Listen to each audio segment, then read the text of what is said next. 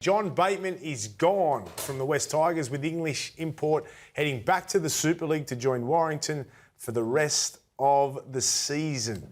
What the hell is going on here? Can someone please explain? I'd love to be able to explain. It's one of the most bizarre things I've ever heard. This story is unfolding this evening.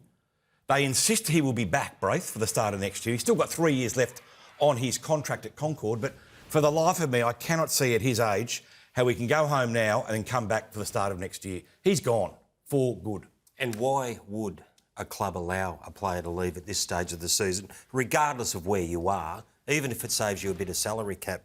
You've got the credibility of your own club. And he's going overseas. Talk he'll come back next year. There's been talk all year that John Bateman hasn't been happy at the West Tigers, and that's clear in his form on the field. You know, I kind of think the Tigers have got a little bit to answer too. Other clubs were chasing John Bateman. He goes to the West Tigers because they think he can play. You know, he doesn't perform there. We've seen it with Isaiah Papali'i. Goes from Parramatta, where he's absolutely killing it, goes to West Tigers, suddenly they don't want him. Are they the problem, or is the club the problem? I think on this situation, when you're a 31-year-old, you've played the amount of footy that he has, I think Bateman has to take a bit of responsibility. We all watched how he played at the Raiders. He was arguably one of the best back rows in the comp, and he left to go back to England, and when he come back, you would think that he would play to that standard. I don't think, if you asked him honestly, I don't think he's played to his standard. I mentioned it last night. There was a couple of plays on the weekend for a senior player which were ordinary and let the side down. He hasn't been anywhere near his best. But let's get back to why is he leaving? Has he been pushed here, or has he asked to leave? Now, it makes no sense whatsoever. He said he's got 3 years left. Why would they say, OK, go play the rest of the season out in Super League and come back next year? He's not going to be a better player next year than he is right now. So to me, from just the outside looking in, I'm thinking they're getting rid of him. But Braith, if they're going to get rid of him, I agree, because Richo went to England deliberately to shop around a number of players, and John Bateman was one of them.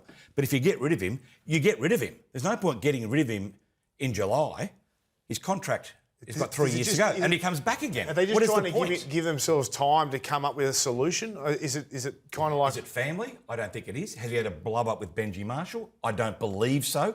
But there's obviously an astonishing reason here why you would let a player go mid-season. Or do they allow him to go back to England to see playing under Sam at Warrington if he can find some form again, which may make him more attractive to a rival club if he wanted to come back? How do you find form in England? Then what's the second-tier competition? You can find form there, but it's deceptive. It's not going to mean you're going to play better here. But his stocks might go up over there, because what is he on? About 700 or 800? That's a lot of money. Good, his stocks might go up, but they've gone down right now by the fact he's going in July back to England. How's that going to help his future? Sam will be happy. It might help him over there. So, I don't know if you guys know the rules or not, but he's okay to join now this time of the year to go back to Super League. Yeah, August 1, is it? Must be. It's before August 1, I think. Anyway, what about Stefano Utoi Ikamanu? We spoke about this last night also, his big decision. Apparently we're supposedly about to find out soon whether he is going to stay or make a decision to sign with anyone else. He's got a number of clubs chasing him. Have we heard anything? Yeah, the mail I've got today is Melbourne Storm are incredibly confident, Braith, that they will get him. He has told Melbourne Storm that he wants to play under Bellamy.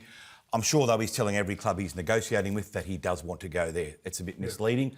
But at the moment, I think you'll find one guarantee: he will not be at Concord next year. And if I was a betting man, I'd throw him in the Craig Bellamy system for 25. People in the game are saying Melbourne, but no one seems to know categorically at this stage that the decision hasn't been made. Look at what's happening at the Tigers at the moment. Put yourself in Stefano's shoes. He's a young prop with great potential. Where do you want to play? You go to Melbourne.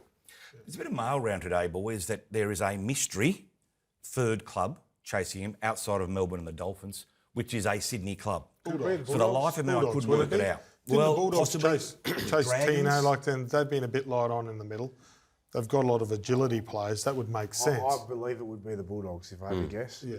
Well, they need him. Wasn't there talk going around earlier in the season the Bulldogs may have interest, and then they denied it, which, again, it doesn't fool you that they're not interested now because... What about the Roosters losing Jared? Well, how many front rowers can they have? They've got Lindsay Collins, Terrell May, Spencer Leniu. But they've got Jared. But when Jared leaves, there's got to be a spot there. Well, there's other salary I think cap they issues back there their too. forwards there, the Roosters. I think they back the forwards. So that they've much got there. depth. But going back to the Tigers, we're talking about how poorly they're going and the hole that they're in.